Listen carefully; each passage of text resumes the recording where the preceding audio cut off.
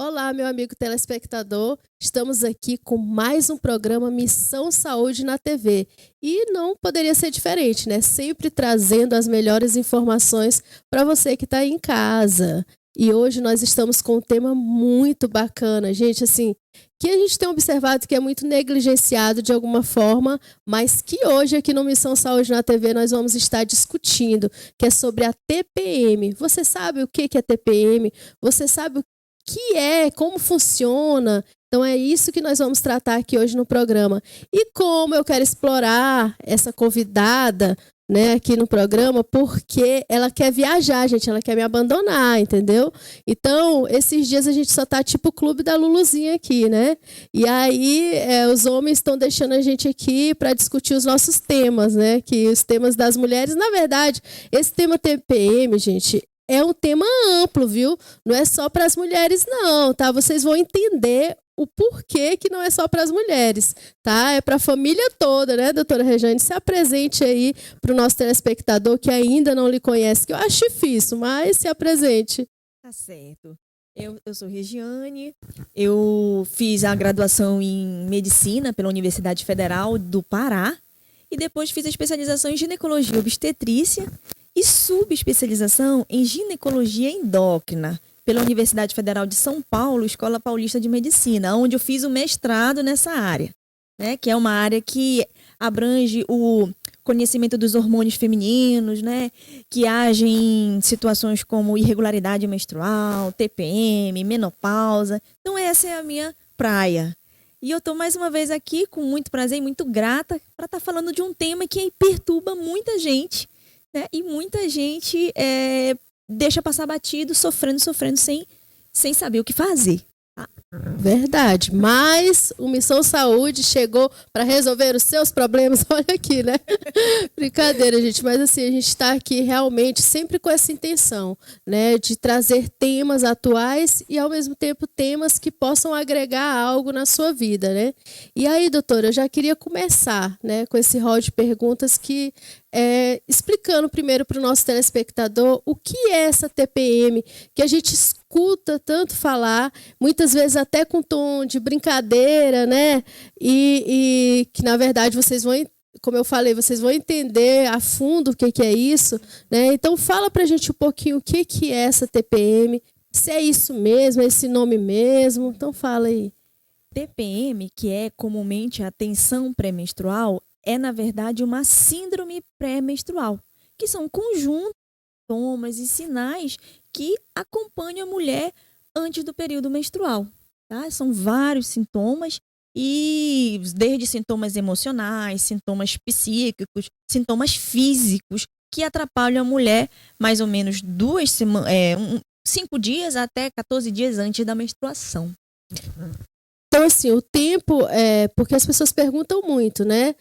Quanto tempo dura a TPM? Ou assim, é um dia antes, um dia depois? Fica sempre essas dúvidas aí rondando, né? Mas aí, no caso, é 14? Varia, pode variar. Pode ser apenas um dia antes da menstruação. A mulher pode sentir ele 2 dias antes ou até 14 dias antes começar a sentir. Vai variar conforme cada mulher, tá? Mas é possível que seja mais alongado ou até mesmo mais curto, né? Sempre precedendo a menstruação.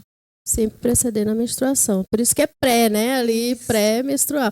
Eu falo isso porque eu estava brincando com ela, que tinha uma pergunta que falava isso, né? A TPM é antes ou depois, né? Mas, na verdade... Isso, mas é interessante até essa pergunta que parece óbvia. Algumas mulheres, elas têm a síndrome antes e quando chega a menstruação, ou seja, quando chega o sangramento, esses sintomas desaparecem. Isso na grande maioria. Mas outras ainda podem persistir 1 ou 2 dias no período do sangramento, quando, na verdade, já deveria sumir. E aí, a outra pergunta, doutora, toda mulher que menstrua, ela tem TPM? Necessariamente ela tem TPM? Não necessariamente. Tem algumas mulheres que não têm nenhum sintoma. Elas passam tranquila pelo período, né? Mas a frequência da TPM, ela é em torno de 75% a 80% das mulheres vão apresentar nem que seja um sintoma, tá? Lembrando que são mais de 150 sintomas, que depois a gente vai tentar falar os principais, pelo menos, né? Mas ela pode não ter todos, mas geralmente em torno de 75% a 80% das mulheres podem apresentar nem que seja um sintoma. O restante, os 20%, não. Tem 20% das mulheres que não vão sentir nada. Então, não é obrigatório a pessoa sentir e também não é obrigatório sentir todos os sintomas, tá? Então, assim, já que a gente está falando a respeito dos sintomas, eu queria que a senhora falasse, assim, para nosso telespectador, quais são esses sintomas. Até para elas pensarem e ver, não, peraí, ter aquele alerta, né, em relação a isso. Os maridos também, os filhos, né, que a gente lá mais na frente a gente vai falar sobre isso, mas assim, para que a família possa estar alerta a esses sintomas, porque eu acredito assim, a gente vê muito, eu acredito que a senhora vê muito no consultório, mulheres que nem sabem que tem, né, doutora? Exatamente. É interessante essa pergunta. É que existem, como eu falei, mais de 150 sintomas, que vão desde sintomas psíquicos, como, por exemplo, irritabilidade, labilidade emocional, choro fácil, alguns sintomas depressivo, insônia, enfim. E outros comportamentais, como a compulsão por determinados tipos de alimentos, alimentos calóricos, né, chocolate, e outras sintomas físicos, como dor na mama, dor abdominal, a cólica que antecede a menstruação, dor nos membros inferiores, a enxaqueca, a cefaleia, que é a dor de cabeça. Então, existem vários sintomas físicos, psíquicos e comportamentais que, num conjunto, fazem parte da síndrome pré-menstrual, que é comumente conhecido como TPM. Talvez assim, um sintoma que eu observo muito assim que as mulheres elas não percebem, mas quem está próximo percebe, é a irritabilidade mesmo, né? A irritabilidade e a sensibilidade, né? Eu acredito que seja um dos sintomas mais... Exatamente, é mais perceptível, né? Existem outros, mas esses são os dos mais comuns, né? Irritabilidade, o choro fácil, a labilidade emocional, que é conhecida. Então, isso é comum mesmo e é muito relatado. Assim, existe doenças que tem algumas pessoas que têm mais predisposição, assim como síndromes também, né? Tem pessoas que têm mais predisposição a ter determinados tipos de doenças ou síndromes, né? No caso da TPM, tem mulheres que têm mais predisposição do que outras? Tem sim. Inclusive se acha evidências ligadas à genética, né? Geralmente mães que têm TPM, provavelmente a filha tem uma tendência maior a desenvolver também TPM, tá? Isso já é uma observação, além de fatores também ambientais e comportamentais que podem aumentar essa chance dela ter uma TPM, tá? Mas é importante saber que, para dizer que é TPM, é importante descartar outras doenças que podem dar sintomas parecidos, como desordens da tireoide, como a questão de intestino irritável, a própria endometriose, ovário policístico, que são outras doenças que também têm sintomas parecidos com a da TPM. E aí, falando em diagnóstico, a senhora está falando de descartar algumas situações, né? Como que é feito esse diagnóstico da TPM? Além desse descarte, né? Vamos dizer assim, né? De outras patologias, tem algum diagnóstico específico para que determine, né? Para que diga assim, não, essa mulher realmente tem a síndrome? Interessante essa pergunta. O diagnóstico da TPM, ele é eminentemente clínico, ou seja, baseado nos seus sinais, seus sintomas, o médico consegue traçar já uma suspeita diagnóstica. Aí ele precisa de alguns exames para descartar outras doenças que podem estar relacionadas ou que pode estar dando aqueles sintomas, como aqueles que eu falei, né? Descartar, por exemplo, alteração na tireoide, alteração do intestino, alteração de ovário policístico, essas coisas todas ele precisa descartar antes de dizer, ó, agora sim, descartamos o resto, você tem, nem que seja um sintoma, é considerado a síndrome pré-menstrual. E aí existem vários critérios, né, para classificar no grau, tipo se é leve, se é moderada ou se é grave, né? Isso dependendo do número de sintomas. Por exemplo, se descobrir de 1 até 3 sintomas, é considerado leve. De 3 a 5, moderada. E isso vai aumentando para grave quando ultrapassa esse número de sintomas aí. Aí dá para considerar uma TPM grave. Interessante falar disso. Me lembrei também da gravidez de alto risco, né? Que tem o que você vai, os critérios e vai marcando. E no caso a TPM, então, também tem, né? Que interessante. Tem alguns scores, né? Que já são, que ajudam até um profissional a marcar ali os itens que a paciente apresenta para classificar melhor. Tem uma dúvida, doutora, que as pessoas, aliás, confundem muito. É a seguinte: a cólica menstrual é a mesma coisa da TPM? A pessoa que tem TPM, ela tem cólica menstrual? Como que é essa relação nessa questão, nesse quesito, né? Isso. Não necessariamente são as mesmas coisas, tá? Às vezes a pessoa só tem aquela cólica que começa só no primeiro dia do fluxo menstrual e depois desaparece. Só que antes da menstruação ela não sentia nada, então ela não tinha uma TPM, ela só tinha a cólica isolada, né? Enfim, agora ela pode ter uma TPM, né? Que é aqueles sintomas que antecedem a menstruação e ainda ter somado isso uma cólica, tá? Que pode estar relacionada, mas as duas coisas podem ocorrer isoladamente também. A gente sempre procura aqui passar informações e orientações, né, no programa. Em relação à TPM e à alimentação, né? Os hábitos alimentares, eles podem interferir nessa questão tanto para piorar a TPM, né? Quanto para melhorar, no caso?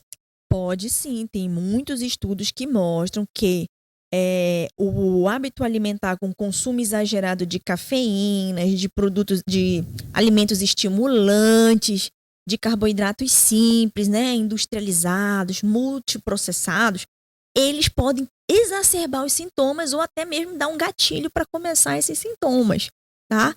Ao contrário de que quando a pessoa adota uma alimentação baseada mais em frutas, verduras, fibras de origem vegetal, uma alimentação mais saudável possível, ela relata que diminui tanto os sintomas e como também evita o início dessa TPM. Isso é documentado. Uhum. Eu sempre escutei falar assim que comer chocolate melhora a TPM, alivia a TPM, dá uma sensação de bem-estar, de alegria. Uhum. Eu queria que a senhora falasse um pouquinho a respeito disso, porque muita gente tem essa dúvida e eu sei de pessoas que quando estão num período ali que elas já marcam, sabe? Que já compra a barra de chocolate, que já compra a caixa de chocolate, já deixa guardada, que é para utilizar nesse período. É muito interessante essa pergunta em relação ao chocolate, né? O que acontece com o chocolate? Realmente ele dá, a princípio, uma sensação de melhora. Porque na TPM, devido àquela oscilação hormonal que ocorre, diminui os níveis de serotonina, que é o neurotransmissor responsável pelo bem-estar. E o chocolate, qualquer doce em geral, ele consegue fazer o seguinte: ele consegue fazer que aumente os níveis de serotonina, tá? Nessa serotonina, nessa corrente, nessa mulher, aliviando temporariamente os sintomas. Porém, existe um tal de efeito rebote. O que é esse efeito rebote? Ao mesmo tempo que ela sobe, ela desce muito rápido. E a paciente sente, na verdade, uma piora dos sintomas após. Então, ao mesmo tempo, melhora rapidinho. Depois, ela tem que comer mais chocolate para deixar de novo em lá. Mais chocolate, depois mais chocolate. Então, ela não vai conseguir manter sempre estável os níveis de serotonina. Diz que ela se afunda mesmo no chocolate. Ela se afunda no chocolate, que ela vai ali aí depois as espinhas. E o pior, é comum ela engordar mais ou menos por cada mês nesse chocolate em torno de uns 500 graminhas ali. Porque ela, além dela inchar, ela vai comer mais chocolate, mais carboidrato.